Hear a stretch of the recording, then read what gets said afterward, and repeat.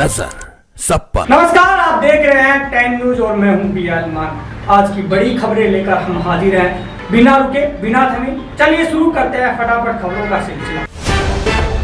संसद के शीतकालीन सत्र की शुरुआत में पीएम मोदी ने विपक्ष को नसीहत दी कि सदन में ड्रामा नहीं, डिलीवरी होनी चाहिए। खड़गे ने पूर्व सभापति धनखड़ को फेयरवेल न मिलने पर सवाल उठाया। नड्डा ने पलटवार करते हुए कहा कि विपक्ष को चुनावी हार की तकलीफ डॉक्टर को बतानी चाहिए। एसआईआर मुद्दे पर दोनों सदनों में हंगामा जारी रहा। कांग्रेस का कहना है कि प्रधानमंत्री असल मुद्दों से ध्यान भटकाने की कोशिश कर रहे हैं और लोकतांत्रिक बहस से बच रहे हैं। कांग्रेस सांसद रेणुका चौधरी सोमवार को एक कुत्ता लेकर संसद परिसर पहुंची, जिस पर भाजपा ने कड़ी आपत्ति जताई। चौधरी ने कहा कि यह छोटा और नुकसान न पहुंचाने वाला जानवर है, काटने वाले संसद में है, कुत्ते नहीं। बीजेपी सांसद जगदम्बिका पाल ने भी इसे संसद की गरिमा का उल्लंघन बताते हुए कार्रवाई की मांग की। बीएसएफ आज अपना स्थापना दिवस मना रहा है। 1965 में स्थापित यह बल अंतर्राष्ट्रीय सीमाओं की सुरक्षा और सीमा पार अपराध रोकने में अहम भूमिका निभाता है। बांग्लादेश स्वतंत्रता संग्राम से लेकर हाल के ऑपरेशन सिंदूर तक बीएसएफ का योगदान उल्लेखनीय रहा। देश की सीमाओं पर तैनात जवानों की वजह से नागरिक खुद को सुरक्षित महसूस करते हैं। पाकिस्तान के सूचना मंत्री ने इमरान खान की बहन नौरीन नियाजी के भारतीय मीडिया को दिए इंटरव्यू पर नाराजगी जताई। कहा कि उन्होंने पाकिस्तान की छवि खराब की और मोदी सरकार पर कुछ नहीं कहा। नौरीन ने इंटरव्यू में पाक सेना प्रमुख असीम मुनीर को तानाशाह बताया था। पाकिस्तान सरकार इसे देश विरोधी बयान करार दे रही है। टेस्ला सीईओ एलन मस्क ने कहा कि अमेरिका सुपर पावर इसलिए बन गया क्योंकि प्रभावशाली भारतीय वहां जाकर बसी। निखिल कामत के पॉडकास्ट में मस्क ने कहा कि भारतीयों ने अमेरिका की बड़े पैमाने पर लाभ पहुंचाया। उनका बयान अमेरिकी टेक इंडस्ट्री में भारतीय मूल के लोगों के प्रति प्रभाव को मजबूती देता है। इजराइल के प्रधानमंत्री बेंजामिन नेतन्याहू ने भ्रष्टाचार के मुकदमे के बीच राष्ट्रपति से आधिकारिक माफी मांगी है। यह देश के इतिहास में पहली बार हुआ है कि कोई कार्यरत प्रधानमंत्री खुद के लिए माफी की अर्जी दे रहा है। नेतन्याहू पर भ्रष्टाचार, धोखाधड़ी और विश्वासघात के आरोप चल रहे हैं, जिन पर अदालत में सुनवाई जारी है। दिल्ली ब्लास्ट मामले की जाँच में एनआईए ने जम्मू कश्मीर और लखनऊ के 8 जगहों पर छापे मारे। एजेंसी ने मौलवी, डॉक्टरों और संदिग्धों के घरों से डिजिटल और संदिग्ध दस्तावेजों की तलाश की। जांच का केंद्र व्हाइट कॉलर टेरर नेटवर्क और ड्रोन हमलों की साजिश है। छापेमारी में नए सबूत मिले हैं या नहीं, इनका खुलासा नहीं हुआ है। कांग्रेस सांसद शशि थरूर दोबारा पार्टी की एक अहम रणनीतिक बैठक में गैरहाजिर रहे। थरूर के ऑफिस ने कहा कि वे केरल में अपनी 90 साल की मां के साथ हैं। इससे पहले एसआईआर मुद्दे पर भी वे अनुपस्थित थे। लगातार मीटिंग मिस करने पर पार्टी में चर्चाएं तेज हैं, क्योंकि थरूर कई मौकों पर मोदी सरकार के प्रति नरम रुख दिखा चुके हैं।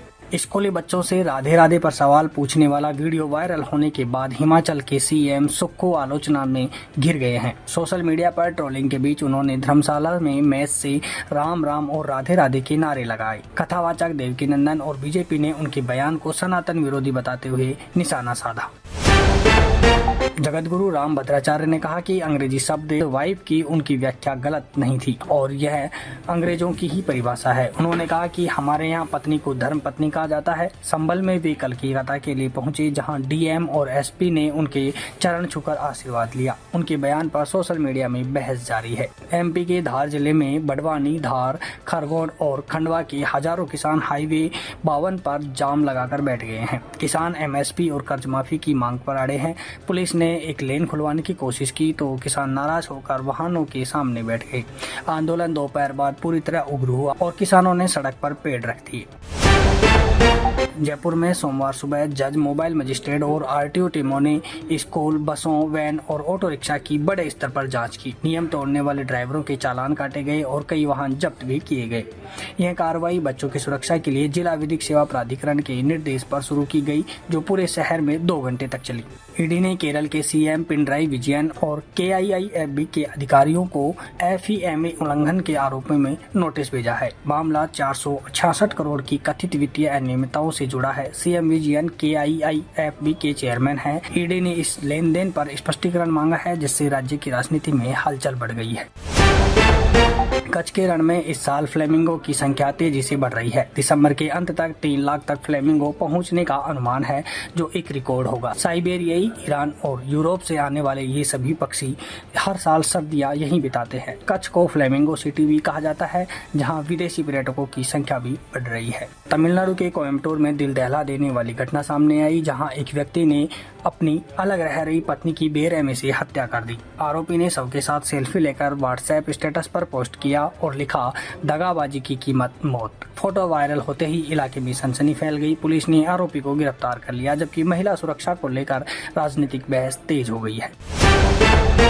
वेस्टर्न डिस्टर्बेंस के साथ 2 और 3 दिसंबर से उत्तरी राज्यों में तेज ठंड लौटेगी। राजस्थान, हरियाणा, दिल्ली और एमपी में शीतलहर की चेतावनी है। एमपी में नवंबर की रिकॉर्ड तोड़ सर्दी के बाद दिसंबर में भी कड़े ठंडे हालात ला सकता है। हिमाचल में रोहतांग पास बर्फ से ढका, कई शहरों में तापमान 5 डिग्री से नीचे दर्ज हुआ। भारत ने रांची वनडे में साउथ अफ्रीका को 17 रन से हराया। मैच में रोहित शर्मा ने वनडे क्रिकेट में सबसे ज्यादा छक्के लगाने का रिकॉर्ड बनाया, जबकि विराट कोहली किसी एक फॉर्मेट में सबसे ज्यादा शतक लगाने वाले खिलाड़ी बन गए। दोनों अनुभवी बल्लेबाजों के इन मील के पत्थरों पर क्रिकेट जगत ने उन्हें बधाइयां दी।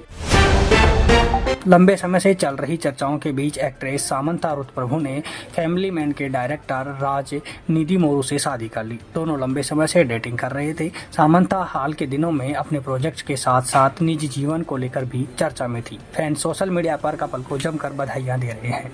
एक्टर गुरमीत चौधरी अपनी नई फिल्म द बैटल ऑफ शत्रुघाट में नजर आएंगे। निर्देशक शाहिद काजमी ने कहा कि फिल्म में वॉर, रोमांस और एक्शन का मिश्रण है। यह किसी सच्ची घटना पर आधारित नहीं, बल्कि प्रेरित ऐतिहासिक फिक्शन है, जिसमें अफगानी और मंगोल दुश्मनों को दिखाया गया है। फिल्म में आरुषि, निशंक और सिद्धार्थ निगम भी है। तो ये थी आज की सभी बड़ी और जरूरी खबरें तेज रफ्तार में। अगर आप देश दुनिया की हर हलचल से अपडेट रहना चाहते हैं तो जुड़िए 10 न्यूज के साथ। मैं हूं बियाल मान। मिलेंगे फिर एक और बुलेटिन में, तब तक के लिए मुझे दीजिए इजाजत। जय हिंद। नजर सब पर।